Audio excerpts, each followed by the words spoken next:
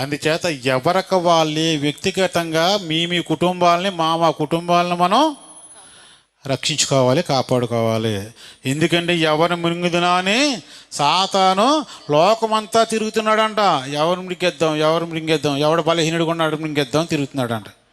అందులో మన బిడ్డుంటే తట్టుకోగలమమ్మా? మన బిడ్డుంటే, లేకపోతే మన భార్య ఉంటే, మన భర్త ఉంటే తట్టుకోగలమా? ఎంత తిట్టుకున్నా, ఎంత తిట్టేసినా పెట్టినా గంట తర్వాత మళ్ళీ ఎలా ఉంటామమ్మా?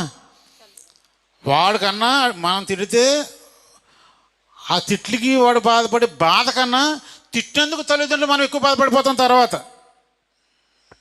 అవునా కదా? ఎక్స్పీరియన్స్ ఉందా లేదా?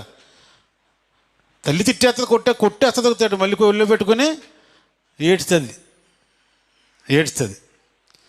ప్రియ దేవుని బిడ్డలారా, కుటుంబాలు మీరు కొట్టినా తిట్టినా ఏదో రకంగా